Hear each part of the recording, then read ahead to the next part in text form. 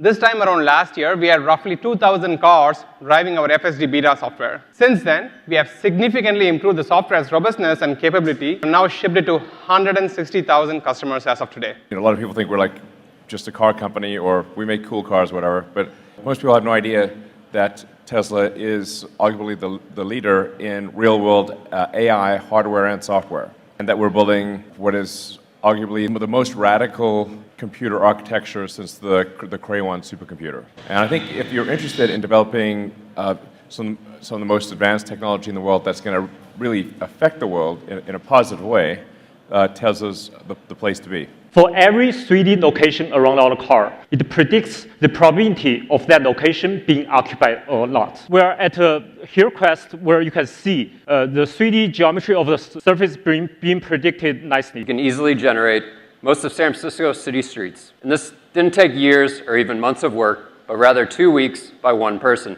I'm frequently asked, why is a car company building a supercomputer for training?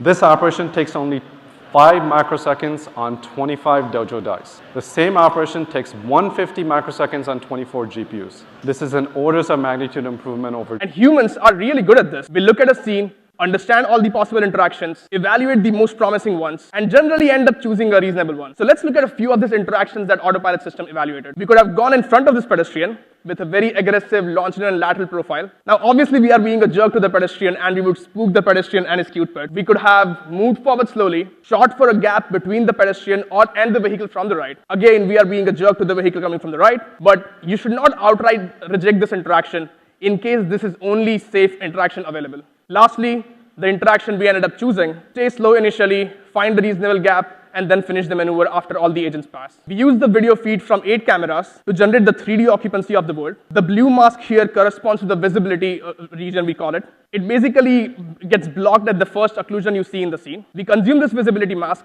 to generate what we call as ghost objects, which you can see on the top left. Now, if you model the spawn regions and the state transitions of these ghost objects correctly, if you tune your control response as a function of their existence likelihood, you can extract some really nice human-like behaviors. I will share the details of the occupancy network we built over the past year. This network is our solution to model the physical world in 3D around our cars. The occupancy network takes video streams of all our 8 cameras as input, produces a single unified volumetric occupancy in vector space directly. For every 3D location around our car, it predicts the probability of that location being occupied or not. Since it has video context, it is capable of predicting obstacles that are occluded instantaneously. For each location, it also produces a set of semantics such as curb, car, pedestrian, and road debris, as color-coded here. Here, we have an articulated bus parked on the right side of the road, highlighted as an L-shaped voxel here. As we approach, the bus starts to move.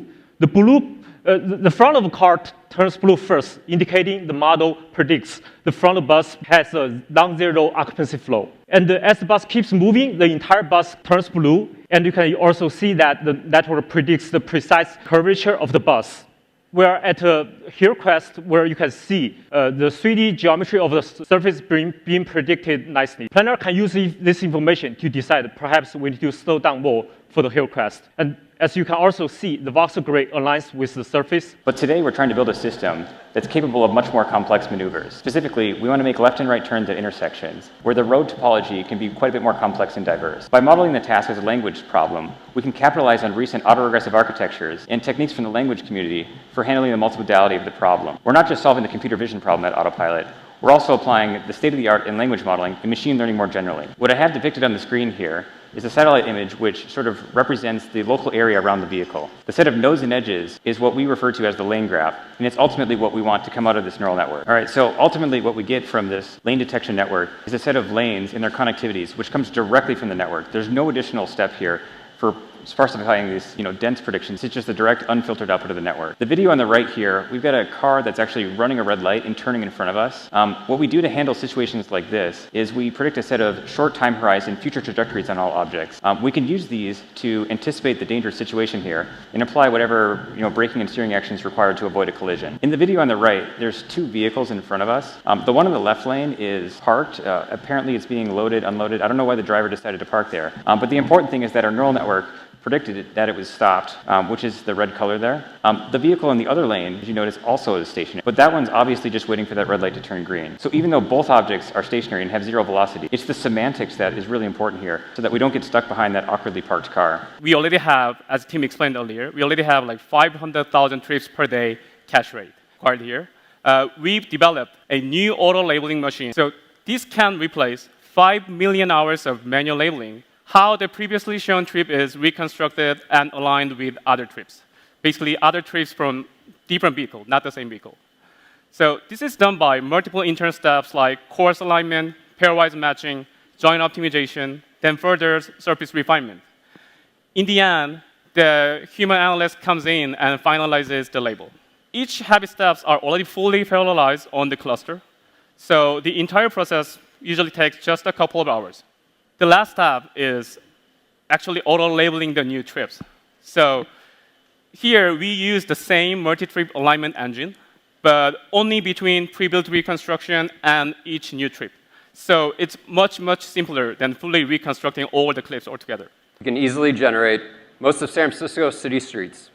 And this didn't take years or even months of work, but rather 2 weeks by one person. This data engine framework applies to all our signals, whether they're 3D, multicam video, whether the data is human-labeled, auto-labeled, or simulated, whether it's an offline model or an online model. And Tesla's able to do this at scale because of the fleet advantage, the infra that our Eng team has built, and the labeling resources that feed our networks. I'm frequently asked, why is a car company building a supercomputer for training? And this question fundamentally misunderstands the nature of Tesla. At its heart, Tesla is a hardcore technology company. All across the company, people are working hard in science and engineering to advance the fundamental understanding and methods that we have available to build cars, energy solutions, robots, and anything else that we can do to improve the human condition around the world. It's a super exciting thing to be a part of, and it's a privilege to run a very small piece of it in the semiconductor group. Altogether, this amount of technology and integration has only ever been done a couple of times in the history of compute. Here's some pictures of a Cybertruck on Mars generated by Stable Diffusion running on Dojo. Looks like it still has some ways to go before matching the Tesla Design Studio team. Towards the middle of the tie, then the reduced value broadcast radiating from the middle, accelerated by the hardware's broadcast facility. This operation takes only 5 microseconds on 25 Dojo dice. The same operation takes 150 microseconds on 24 GPUs.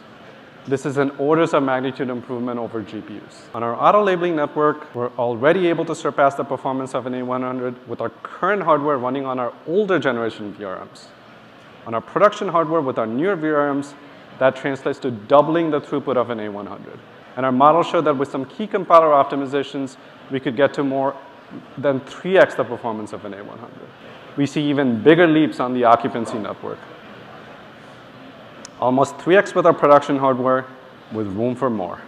So what does that mean for Tesla? With our current level of compiler performance, we could replace the ML compute of 1, 2, 3, 4, 5, and 6 GPU boxes with just a single Dojo tile.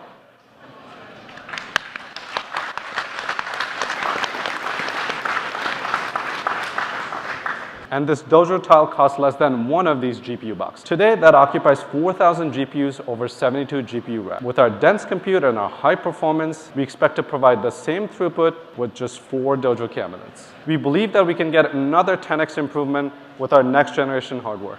You know, a lot of people think we're like just a car company or we make cool cars, whatever, but most people have no idea that Tesla is arguably the leader in real-world AI hardware and software, and that we're building what is arguably the most radical computer architecture since the Cray 1 supercomputer. If you're interested in developing some of the most advanced technology in the world that's going to really affect the world in a positive way, Tesla's the place to be.